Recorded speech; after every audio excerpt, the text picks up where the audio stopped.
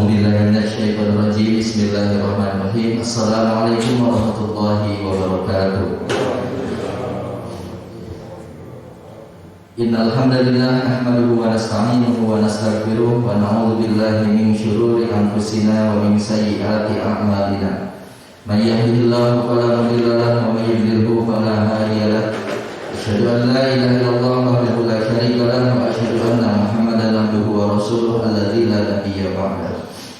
Allahumma shalli ala Muhammad wa ala alihi wa ashabihi ajma'in. Ya ayyuhalladzina amanu taqullaha haqqa tuqatih wa la tamutunna illa wa antum muslimun. Ya ayyuhalladzina amanu taqullaha alladzi tasaaluna bihi wal arham innallaha kana 'alaykum raqiba. Ya ayyuhalladzina amanu taqullaha wa qulu qawlan sadida yuslih lakum a'malakum wa yaghfir lakum dzunubakum wa may yuti'illaha wa rasulahu faqad faza fawzan 'azima. Amma ba'du. Bapak-bapak, ibu-ibu jemaah Masjid Az-Zikra yang dimuliakan oleh Allah Subhanahu wa taala, bersyukur atas segala nikmat yang Allah berikan kepada kita sekalian. Nikmat lahir, nikmat batin, nikmat iman, Islam, nikmat kesehatan, dan juga salah satu nikmat besar bagi kita bisa melaksanakan subuh jamaah di masjid ini. Salawat dan salam semoga tercurah terlimpah pada Rasulullah Nabi Muhammad SAW, kepada para keluarganya, sahabatnya, tabi'in, tabi'ut tabi'in, dan juga kepada kita semua sebagai umatnya. Mudah-mudahan kita semua nanti bisa berjumpa dengan beliau dan para sahabat nanti di surga Allah Subhanahu wa taala. Bapak-bapak, ibu-ibu hadirin, ya, masih dalam suasana tahun baru Hijriah, ya, bahwa hijrah ini menjadi salah satu momen besar dalam perjuangan Islam, ya. Hijrahnya Rasulullah dan para sahabat dari kota Mekah ke kota Madinah. Tentu salah satu tujuan utamanya adalah untuk mengembangkan dakwahnya. Nah, bapak-bapak, ibu-ibu, menyambung materi pada pertemuan sebelumnya, ya. Pada pagi hari ini saya ingin membahas sedikit kaitan dengan bagaimana kita bicara di depan publik, ya. Karena Rasulullah sendiri sudah dijelaskan oleh Allah, laqad kana lakum fi Rasulillahi uswatun hasanah, bahwa dalam diri Rasulullah itu ada suri tauladan, ada contoh yang baik bagi kita sekalian. Baik contoh dalam ibadahnya, contoh dalam tindakannya, termasuk tentu contoh ketika beliau menyampaikan dakwahnya, bicara di depan orang-orang, menyampaikan dakwahnya. Sehingga sebagaimana kita ketahui bahwa Nabi ini, kalau ini dikatakan yang manusia tersukses di dunia, sukses menyampaikan dakwah, ya, dari satu kota di tanah suci Mekah, di kota Mekah, kemudian hijrah ke Madinah, dan dari Madinah menyebar ke berbagai penjuru dunia. Dan dakwahnya sampai sekarang kita rasakan, dan insya Allah nanti sampai akhir zaman pun pengikut beliau tetap ada. Maka, ya, tidak salah kalau salah satu penulis non muslim juga, ya, menuliskan bahwa Rasulullah ini tokoh paling berpengaruh di dunia, ya, tokoh paling berpengaruh di dunia. Salah satunya karena bagaimana Rasulullah menyampaikan dakwahnya juga. Nah, maka saya ingin sedikit membahas beberapa ayat dan juga beberapa hadis yang kaitan kita public speaking kalau kita mengenal sekarang, ya. Bagaimana kita bicara di depan umum, di depan orang-orang. Saya mau tanya dulu bapak-bapak, kira-kira kalau ngobrol biasa dengan bapak-bapak disuruh bicara di depan, gitu ya, di mimbar, di panggung atau di sini kepada orang lain, dibandingkan tadi dengan ngobrol biasa, kira-kira sama atau beda? Bedanya apa, Pak?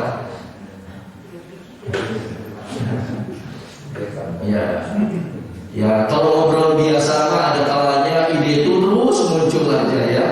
Tanpa berpikir pun ide terus muncul. Kalau bicara di depan orang ada kalanya udah disusun pun tiba-tiba menghilang, gitu kan, ya. Ya, kabur, ya. Kabur.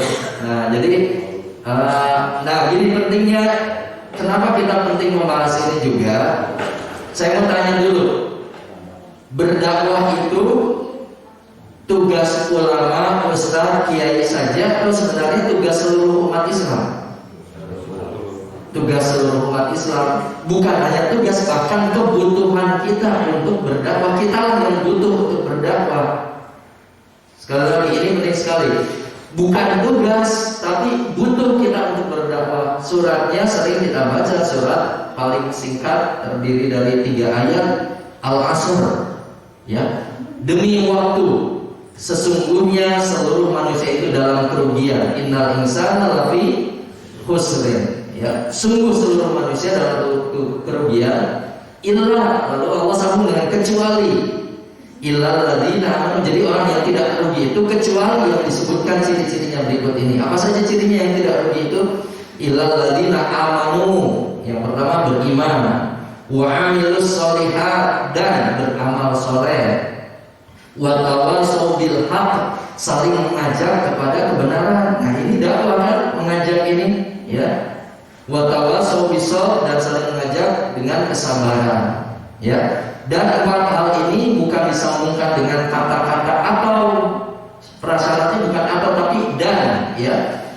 Illal ladzina amanu wa 'amilus sholihat, beriman dan beramal soleh, dan berdakwah, mengajak tadi, dan bersabar, wa tawassaw bis-sabr. Nah, jadi 4 hal ini disambungkan dengan kata-kata dan, maka 4 hal ini kalau kita tidak mau rugi, utamanya di akhirat, harus kita lakukan, ya. Iman saja nggak cukup, tapi dia harus diikuti dengan amal soleh. Iman dan amal soleh saja tidak cukup, harus diiringi dengan juga berdakwah, mengajak, ya. Berdakwah saja menghadapi berbagai macam kesulitan, maka Allah perintahkan untuk bersabar. Nah, jadi ayatnya singkat tapi luar biasa. Maka sekali lagi saya tegaskan, saya mau tanya, berdakwah itu tugas kita atau sesungguhnya lebih sebagai kebutuhan kita? Kebutuhan kita yang butuh, karena kita ingin selamat nanti. Dan yang disebut berdakwah itu kan bukan hanya di mimbar saja, bukan hanya di masjid saja, betul tidak? Bahkan tempat berdakwah itu di luar sana, ya. Saat di pasar, saat di jalan, saat di kantor, itulah tempat berdakwah kita, ya. Nah, sekarang berdakwah gimana caranya? Harus ada komunikasi, betul nggak? Ya. Harus ada komunikasi, salah satunya dengan bahasa verbal, ngobrol, ngomong. Jadi saya bertanya, penting nggak kita belajar bagaimana cara ngomong ke orang lain? Penting tidak? Penting sesungguhnya, ya. Nanti berdakwah bisa dengan bahasa verbal, juga dengan bahasa tulisan. Pertemuan sebelumnya sudah kita bahas waktu itu tentang menulis, kan, ya.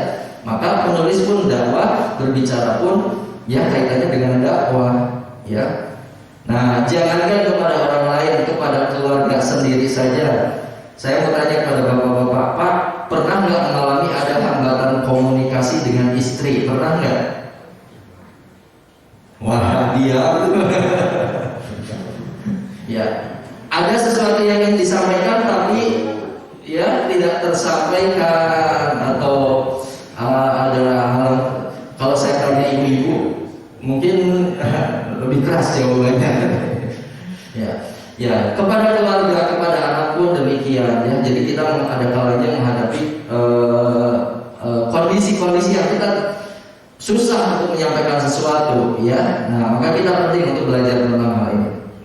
Nah, hadis pertama yang saya sampaikan hadis riwayat Bukhari Muslim, ya. Nah, ini hadisnya cukup panjang, ini artinya di bagian belakangnya saja. Ada 3 bagian dan ini bagian terakhirnya. Bunyi hadisnya, "Man kana yu'minu billahi wal yaumil akhir falyaqul khairan aw liyasmut." Ya. "Man kana yu'minu billahi wal yaumil akhir falyaqul khairan aw liyasmut." Man kana yu'minu billahi wal yaumil akhir, barang siapa yang beriman kepada Allah dan hari akhir, kata Nabi, falyaqul khairan, maka ucapkan yang baik-baik, aw liyasmut, atau diamlah. Yuk kita maknai hadis ini, bapak-bapak, ibu-ibu, ya. Ternyata hadis ajaran Islam ini nampak sederhana tapi luar biasa. Kata Nabi, siapa yang iman kepada Allah dan hari akhir, ucapkan yang baik-baik atau diam. Salah satu kesimpulannya, ternyata urusan bicara ini bukan urusan dunia saja. urusan bicara ini ternyata adalah urusan iman kita kepada Allah dan hari akhir. Betul nggak? Jadi urusan bicara ini kaitannya dengan iman kepada Allah dan hari akhir. Maka kalau orang beriman, dia selalu mengucapkan yang baik-baik, atau dia diam kalau yang diucapkan itu tidak baik, ditahan. Itu ciri orang beriman. Berarti kalau orang yang banyak mengucapkan yang buruk-buruk, yang dilarang, maka dipertanyakanlah keimanannya kepada Allah dan hari akhir. Bisa dipahami nggak Pak ini berdasarkan hadis ini? Jadi Islam itu mengajarkan yang nampak sederhana tapi luar biasa, ya. Jadi orang yang beriman kepada Allah dan hari akhir itu selalu ngomongnya yang baik-baik saja. Maka ini menjadi peringatan bagi kita juga, ukurkan apakah kita ini ngomongnya suka yang baik-baik saja atau ada kalanya terucap yang buruk-buruk, yang menyakiti orang, yang berbohong dan lain sebagainya. Maka berarti keimanan kita kurang kepada Allah. Alhamdulillah. Ya. Nah, maka dari satu hadis ini saja rasanya kita harus banyak beristighfar menyampaikan kepada Allah. Ya, saya bertanya, pernah nggak ada kira-kira orang lain yang pernah tersakiti oleh mulut kita, ada nggak Pak? Ya rasanya ada. Ibu-ibu ada Bu? Ya mungkin ada. Ya rasanya ada orang yang pernah tersakiti. Atau saya bertanya, pernah nggak lidah kita, mulut kita, bibir kita berbohong kepada orang lain? Pernah tidak? Gak usah jauh-jauh kepada anak sendiri. Misalkan kita mengatakan sesuatu, ya nantinya besok ya, minggu depan ya, ternyata tidak ditepati. Pernah tidak?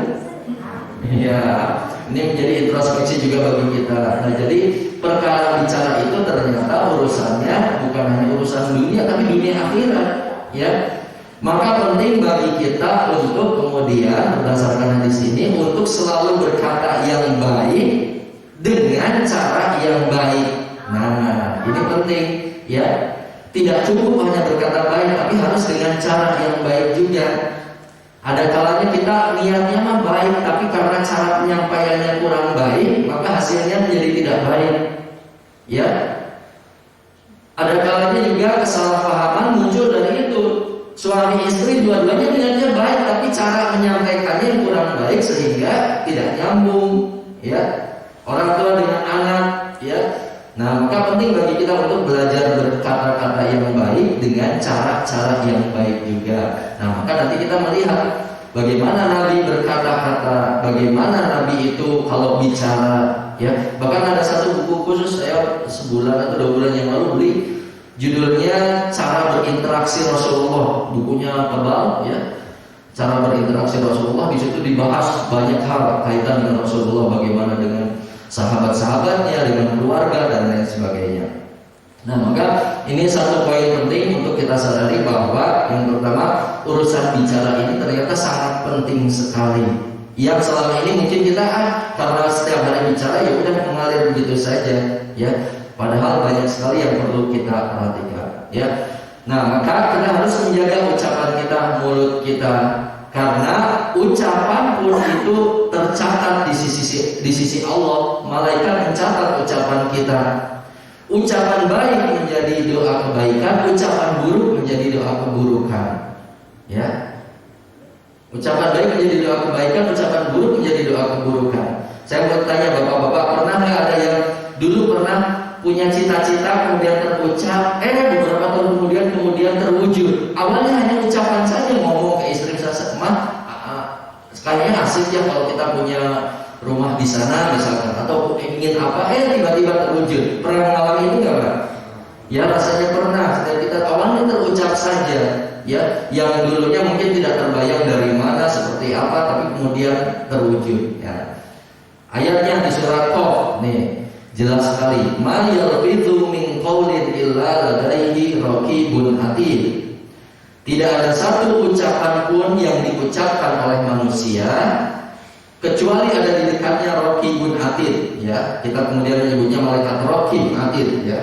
Malaikat pengawas yang selalu hadir, ya, yang dekat dengan kita dan kemudian mencatat ucapan kita. Nah, jadi jelas sekali ya.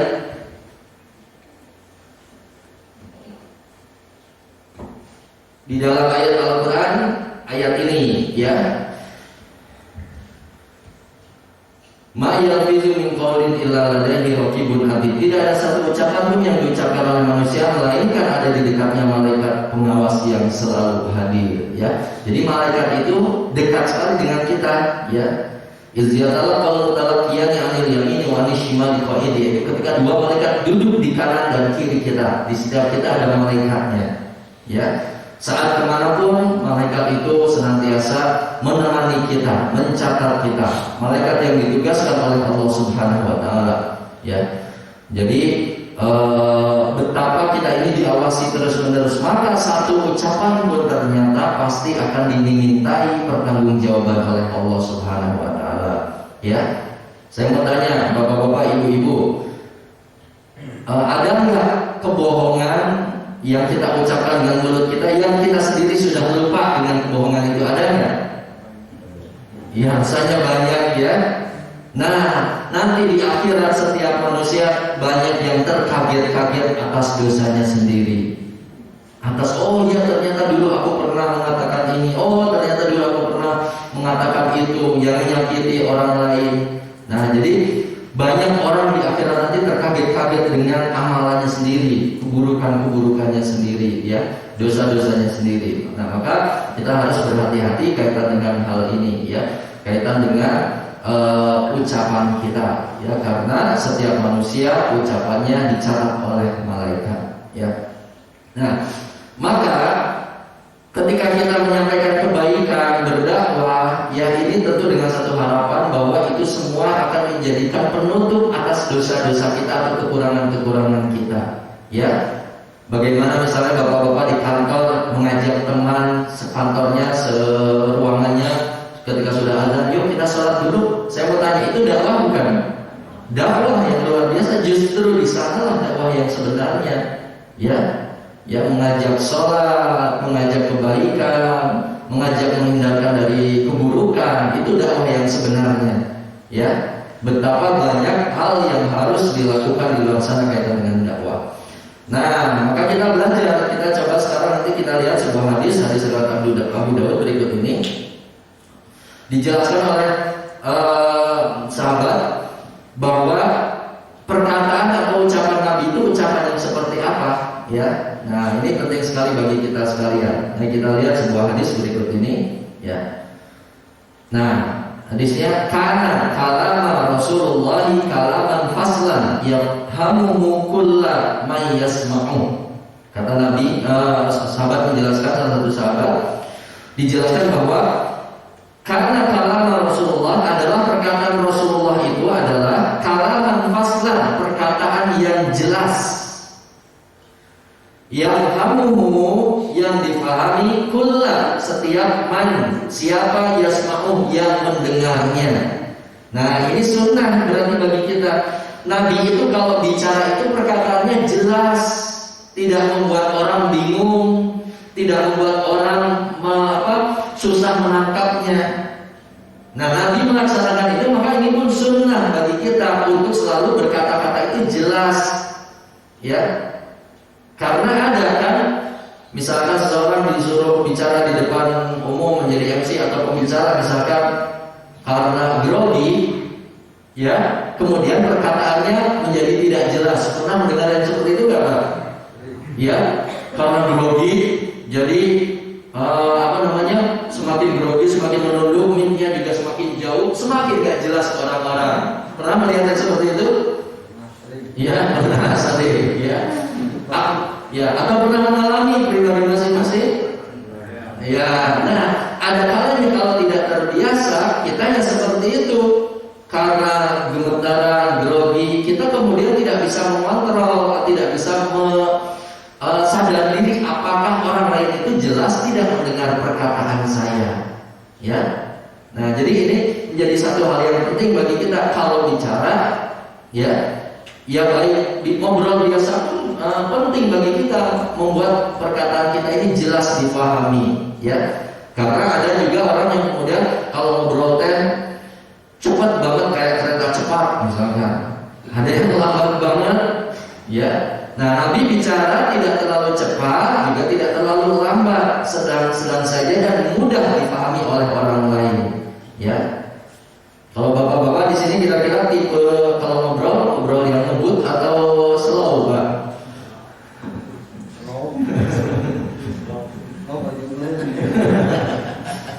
Ya, nah jadi inti salah satu inti yang paling utama, mari kita coba belajar untuk kalau kita bicara jelas bagi orang yang mendengarnya.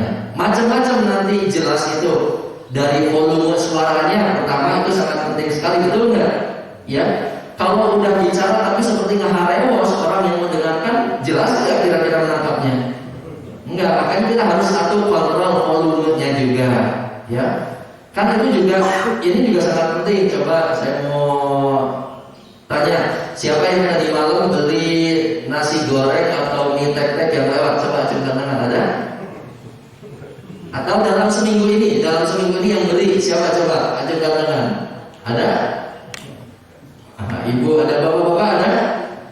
Ada bapak? Atau dalam sebulan ini, kalau nggak ada dalam sebulan, coba angkat tangan. Ya. Kakak, coba saya mau tanya, kalau penjual beli apa waktu itu? Mie goreng. Nah, saya minta praktekkan ya. Mie gorengnya, tukang mie gorengnya ada di depan rumah. Coba manggilnya gimana? Gimana coba panggil? Manggilnya gimana waktu itu? Mas. Mas. Coba ucapkan coba. Konsep. Apa? Gimana manggilnya kan waktu itu? Kadiuma. Stop. Sekarang tukang mie gorengnya ada di sebelah sana, terhalang 2 rumah. Manggilnya gimana sekarang? Tambah kenceng nggak? Tambah kenceng. Sekarang si mie gorengnya ada di ujung jalan. Manggilnya gimana? Ya. Nah, tanpa kita sadari kita pun sudah melaksanakan itu, bahwa kita pun ya sesuai jarak, menyesuaikan. Kan nggak mungkin si imamnya ada di depan rumah persis, tapi kita ngagoroknya kayak yang jauh.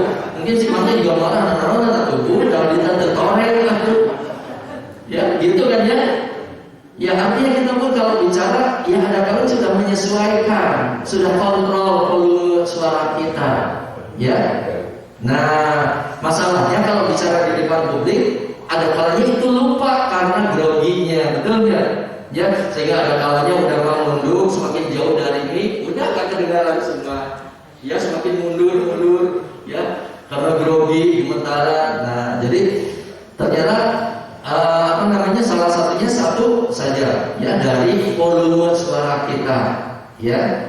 Jangankan kita, pernah nggak bapak-bapak, ibu-ibu hadirin melihat pejabat yang sama gitu kalau ngobrol, nanti ada kalanya mic-nya menjauh gitu, kemudian kita nggak jelas mendengarnya. Pernah menemui yang semacam itu?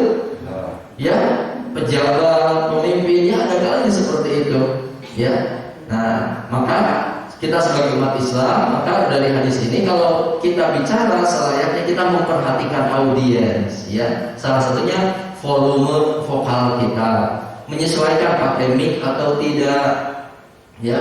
Kalau tadi manggil mie goreng pakai mic sih enak ya, ya. Pakai toa gitu ya, ya, tapi kan nggak pakai, tapi kita yang menyesuaikan dan kita ternyata bisa, ya. Nah, jadi volume vokal kita. Kemudian yang kedua, nanti kita mengenal, kalau di dalam public speaking, nanti kalau kita belajar, kalau bapak-bapak ibu-ibu ikut kelas saya nanti belajar ada artikulasi, ya. Jadi nanti di teknik vokal itu ada artikulasi. Artikulasi itu bagaimana kita mengucapkan kata-kata dengan jelas, tepat, ya. A, E, I, O, U-nya jelas, gitu ya. Ada pernah nggak bapak-bapak hadirin mendengarkan orang yang bicara kemudian kayak magerenyum gitu, nggak jelas? Ya. Atau ada kalanya bicara kemudian mulutnya itu belibet, disoredat gitu, pernah? Ya, kacaletot, ada ya. Nah, itu juga perlu dilatih. Kalau tidak bisa atau namanya tidak biasa bicara di depan, ada kalanya inginnya bicara apa, keluarnya apa, kan menjadi masalah, ya. Kalau ngobrol biasa sih mungkin lancar-lancar saja, tapi kalau kemudian bicara di depan orang, ya ada kalanya kondisi-kondisi seperti itu terjadi, ya. Kondisi-kondisi seperti itu terjadi, maka ini kita perlu untuk kemudian belajar, ya. Nah, misalkan nanti ada latihannya, ada yang disebut dengan tongue twister. Itu tongue twister dalam bahasa Inggris itu bagaimana bicara sesuatu dengan cepat, ya, kemudian beberapa kali diulang, itu namanya tongue twister dalam berbagai bahasa ada. Kalau dalam bahasa Indonesia ada kalanya kita menemukan misalkan kita bicara 1 biru, 2 biru, 3 biru sampai 10 biru, misalkan seperti itu. Ya, kalau yang selamat maka biru semuanya, tidak ada yang menjadi ribu, ya. Coba saya mau tes semuanya sekarang. Ya, coba bareng-bareng saja masing-masing sambil pikirkan ada yang salah atau tidak. Cepat ya, 1 biru, 2 biru, 3 biru, 4 biru sampai 10 biru, ya. Siap, bareng-bareng semuanya. Tapi masing-masing aja nggak apa-apa, saling susul juga. Keluarkan suaranya coba, ya. Siap, 1, 2, 3.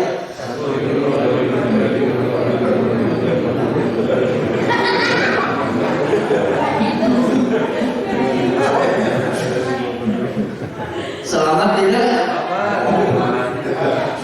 Ya, coba selamat di situ. Kalau disuruh di depan satu orang gimana? Ya, jadi ada latihannya. Coba sekali lagi, ya, kelas 1, 2, 3.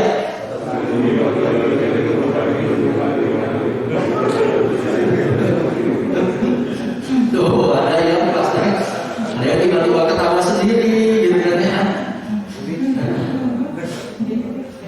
Ya, Pak Belit, ya. Atau misalkan ini, coba dengan kata-kata yang sederhana nih. Saya minta ulangi juga 10 kali. Kata-katanya 3 kata benda yang sudah sering kita dengar. Nih, kata-katanya hafalkan. Cangkir, kencur, cengkeh. Ya, diulangi 3 kali sampai 10 kali. Cangkir, kencur, cengkeh sampai 10 kali, ya. Cangkir, kencur, cengkeh.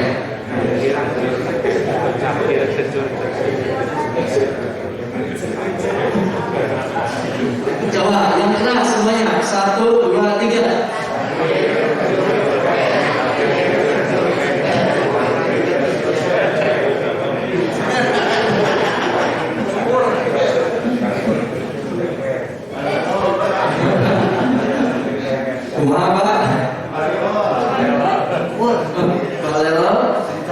Ya, padahal itu kan katanya sudah sangat kita kenal, betul nggak? Ya, cangkir, kencur, cengkeh. Hanya kalau disuruh mengulang terus-menerus di otak kita juga jadi wah. Jadi otak udah benar inginnya seperti itu, tapi dari mulutnya keluarnya.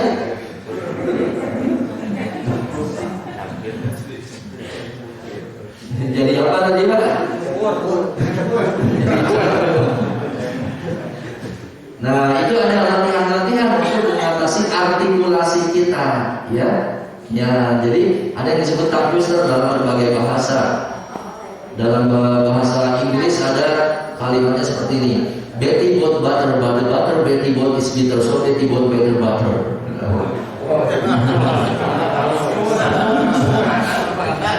Betty membeli mentega, tapi mentega yang Betty beli itu pahit, jadi Betty membeli mentega yang lebih baik. Betty bought butter, but the butter Betty bought is bitter, so Betty bought better butter.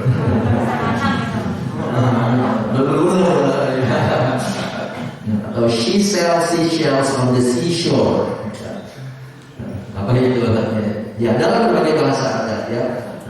Nah, jadi itu latihan-latihan. Nah, jadi kita melihat ke sini sekarang bahwa perkataan Nabi itu perkataan yang jelas. Kalau Nabi tentu latihannya nggak kayak gitu, ya. Nabi nggak 1 biru.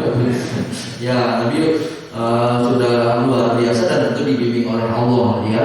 Nah, ya kita lah yang harus berlatih, ya, supaya kita baik, tidak kemudian belibet, tidak kemudian ngegerayam kebuguh, gitu kan ya. Jadi perkataan Nabi perkataan yang jelas. Maka nanti dalam public speaking kita mengenal ada vokal teknik. Vokal teknik itu salah satunya tadi artikulasi, ya. Artikulasi, kemudian nanti ada lagi intonasi. naik turunnya nada, ya. Nah, naik turunnya nada ini sangat penting sekali, ya. Kebayang kalau saya bicara di depan di sini saja tidak ada naik turunnya nada, bicaranya lempeng saja. Kira-kira menarik ya? Ya, pasti ngantuk Bapak Ibu ya. Kalau saya bicara pasti ngantuk Bapak-bapak, Ibu-ibu. Pada hari ini saya akan menyampaikan lempeng gitu ya. Ya.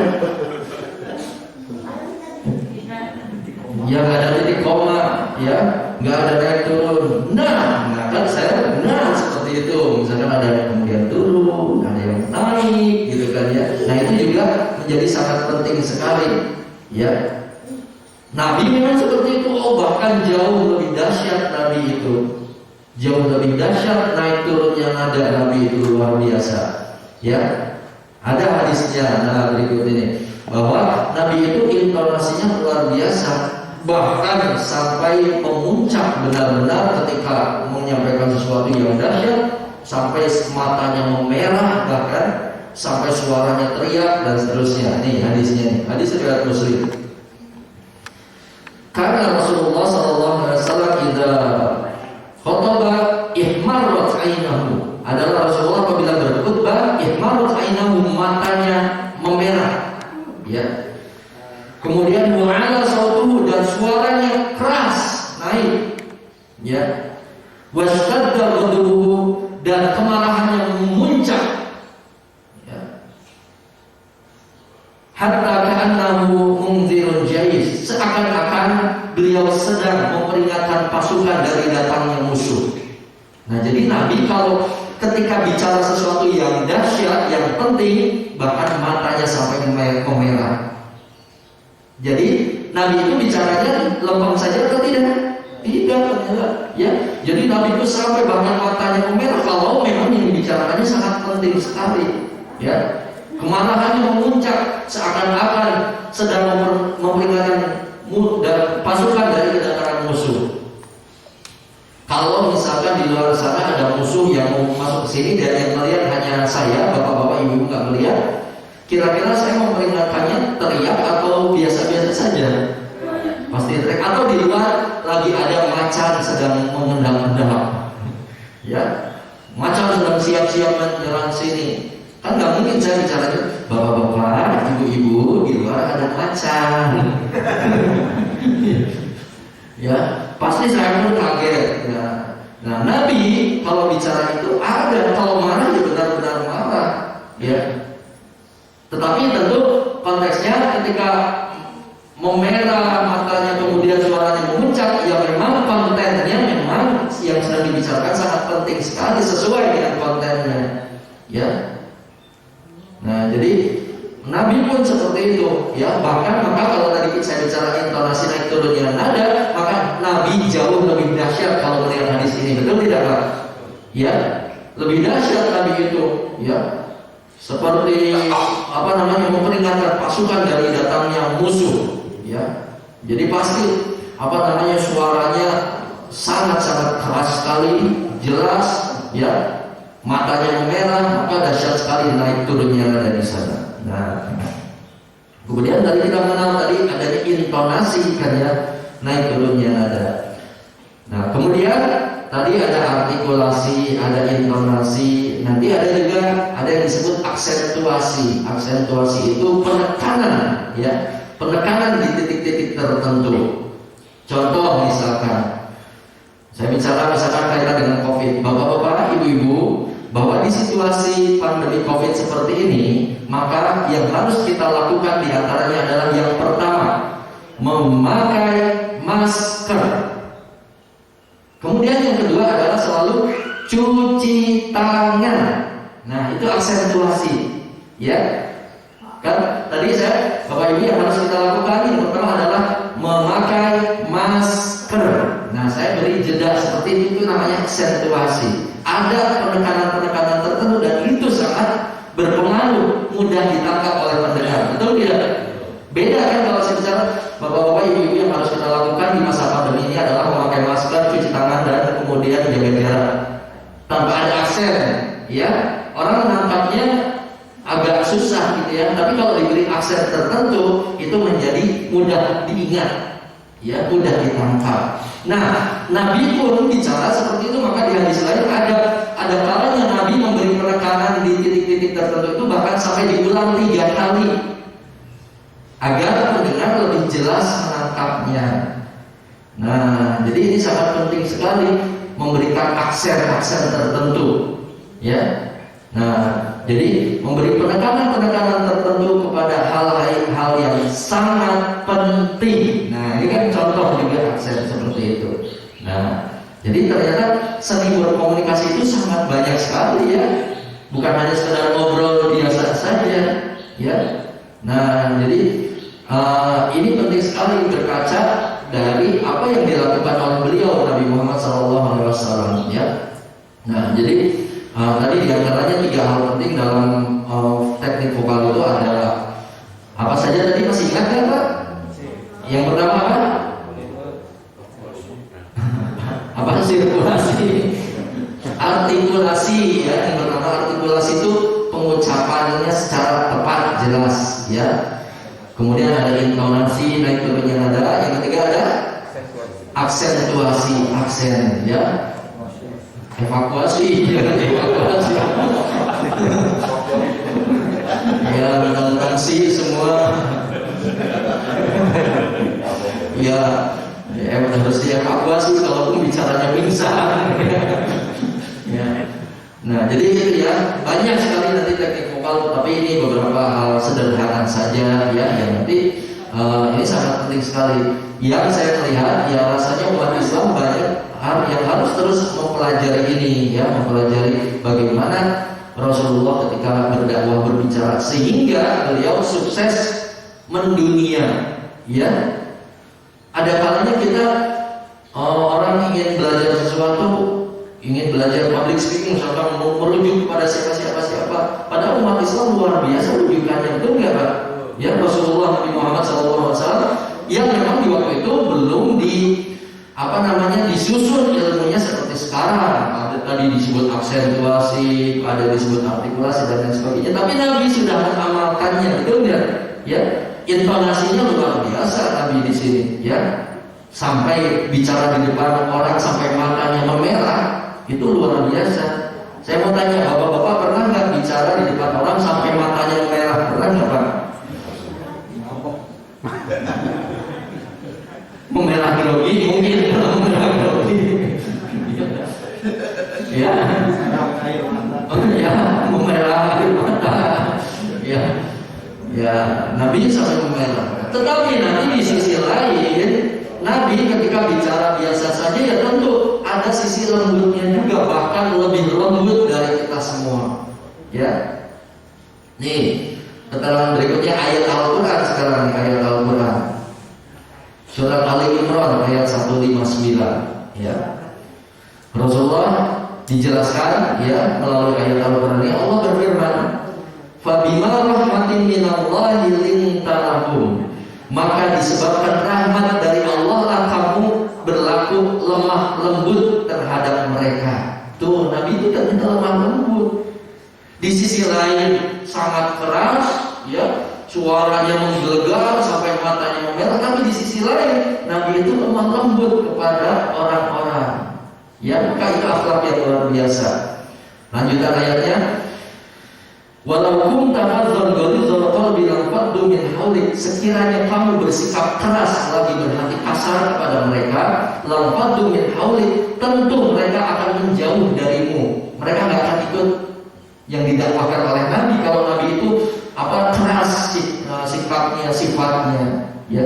Tapi Allah sudah tegaskan, karena rahmat Allah lah Nabi itu juga bersikap lemah lembut, ya, baik budi, ya, akhlaknya mulia. Yang tentu kita rasakan Nabi jauh lebih lemah lembut daripada kita semua, betapapun kita. Tapi bukan berarti lemah gemulai, ya, ini ya. Bedakan, ya. Ya, bukan lemah gemulai, tapi lemah lembut akhlaknya, kesantunannya, akhlaknya kepada sesama manusia. Ya, jangan disalahartikan menjadi lemah gemulai, malah menjadi masalah nanti, ya. Nah, lanjutan ayatnya, "Fa'fu anhum." Karena itu maafkanlah mereka, wasyawirhum wastaghfir lahum memberi, ya. Mohonkanlah ampun bagi mereka dan bermusyawarah dengan mereka dalam urusan itu. Fa idza anzalta fatawakkal 'ala Allah, innallaha yuhibbul mutawakkilin. Kemudian apabila kamu telah membulatkan tekad, maka bertawakallah kepada Allah. Sesungguhnya Allah menyukai orang-orang yang bertawakal kepada mereka. Nah, maka jelas sekali di ayat ini bahwa Nabi itu perangainya juga lemah lembut, ya, kepada sahabatnya, kepada tetangganya, termasuk kepada yang ketika itu menjadi musuh beliau, ya. Kalau bukan di medan pertempuran, bagaimana Nabi juga suka memberi orang kafir, ya, pernah mendengarkan, ya, yang kemudian sering dikirimi makan orang kafir buta atau apa, ya, kalau tidak salah, ya. Nah, jadi betapa Nabi itu kepada non muslim pun lemah lembut luar biasa, ya.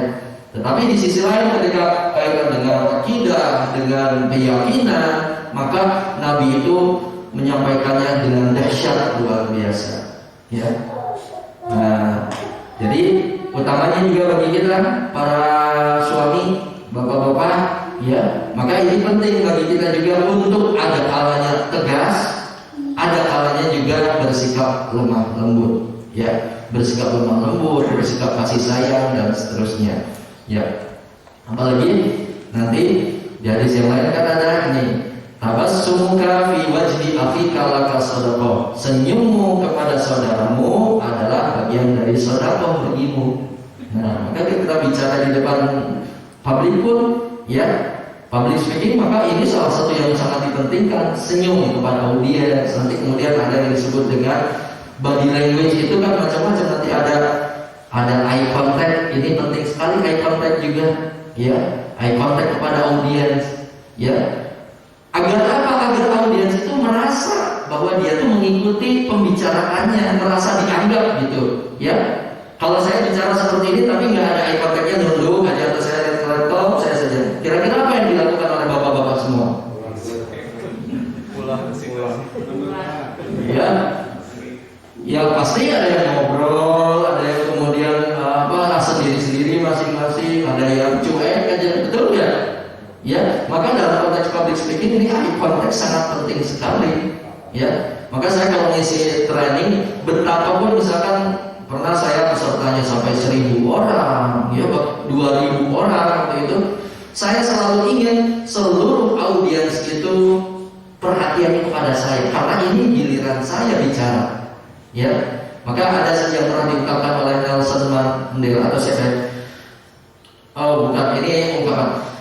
Jadi gini ungkapannya, siapapun audiens Anda, mereka tetap audiens, dan pembicara adalah bintang utamanya, ya. Jadi ketika Anda mendapat giliran bicara, maka yakinkan bahwa inilah waktu bagi Anda, gitu ya. Siapapun audiensnya, bahkan di audiens itu ada presiden, ada menteri, ada siapapun, mereka tetap audiens, ya. Ini untuk menumbuhkan kepercayaan diri kita, ya. Karena ada kali kita belum bicara saja udah grogi, karena di antara pendengarnya ada menteri, ada siapa, ada Pak Bupati misalkan, ya. Nah, itu adanya sudah membuat kita sebagai pembicara, wah, menjadi nggak pede gitu. Tetapi ingat bahwa siapapun audiensnya, mereka tetap audiens, dan bintang tamunya, bintangnya adalah si pembicara itu. Kalau kita berarti inilah kita, ya. Maka saya kalau mengisi training, betapapun 1.000 orang, saya ingin semuanya fokus kepada saya, ya.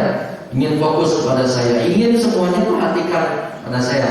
Tapi tentu juga dengan saya memberikan stimulus-stimulus yang baik kepada mereka. Di antaranya tadi eye contact kepada semuanya, misalkan, ya. Caranya nggak perlu satu persatu saya berhenti habis waktu nanti, ya. Ya, caranya disapu saja kan, bisa aja seperti ini. Saya melihat di kanan semuanya, ya. Jadi semua pun terperhatikan. Nah, eye contact, senyum, gitu kan, ya. Ya, sekarang nggak kelihatan kan ya senyumnya, ya. Nah, senyum, ya. Kemudian nanti ada body language dengan gestur tubuh kita.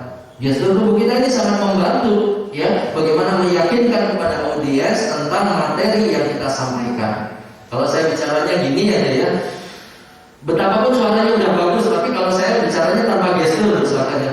Bapak-bapak ibu sekalian, Nabi itu adalah pembicara yang sangat hebat. Ya, saking hebatnya beliau apabila bicara sampai matanya memerah. Tapi tanpa gestur gitu ya.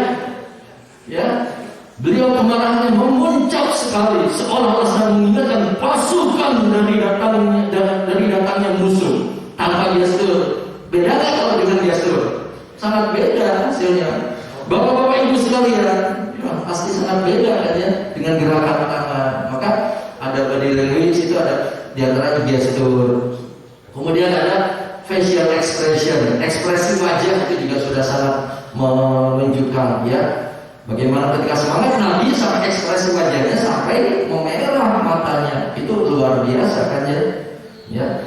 Maka ternyata urusan bicara ini mungkin yang kalau saya lihat yang belum banyak dibahas ya di kalangan dakwah umat Islam, mungkin ya ini yang penting juga untuk disebarkan gitu kan ya.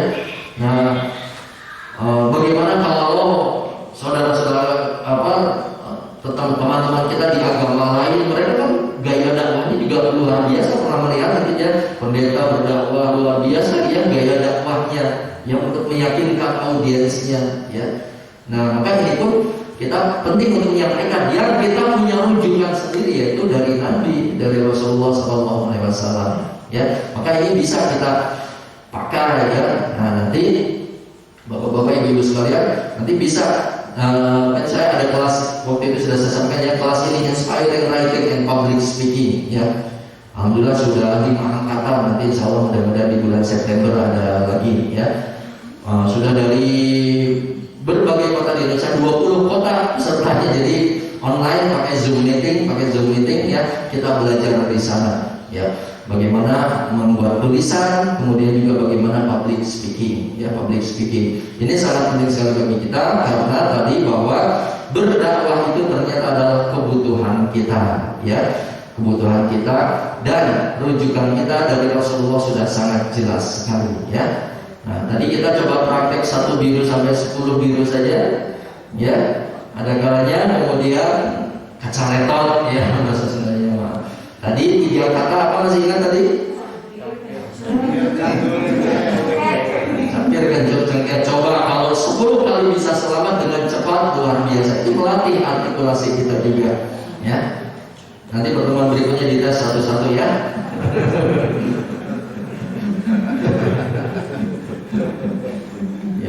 Ya, jadi artikulasi itu menyelaraskan antara otak, ucapan juga. Nanti ada yang disambungkan dengan gerakan tangan juga, ya.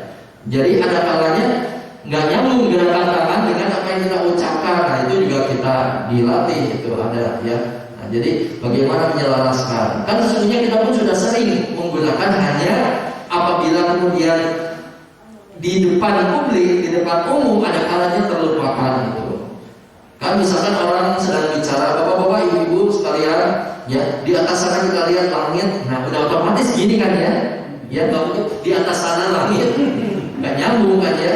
Nah nanti secara alamiah akan kemudian muncul gaya kita, gerakan tangan kita, gestur kita dan lain sebagainya, ya. Nah, akan tetapi tentu itu juga harus dilatih diawali dari ngobrol-ngobrol biasa, tapi coba terapkan ilmu public speaking, itu akan sangat membantu sekali. Ngobrol dengan teman mulai dengan gestur, ya, tapi dengan sadar kitanya sedang mempraktekkan itu yang saya maksudkan. Ya, saya pengen coba ngobrol tapi dengan gestur nih, ya. Nanti bisa jadi di awal-awal gesturnya masih sangat kurang, atau mungkin berlebihan, ngobrolnya mah dikit tapi gesturnya kebanyakan. Nanti diketahui oleh orang juga ya. Ngobrolnya ngomong seperti bapak-bapak, ibu, jadi gini ya. Wah, udah. Kalau tidak terbiasa mungkin seperti itu ya. Nanti lambat laun akan sesuai ya.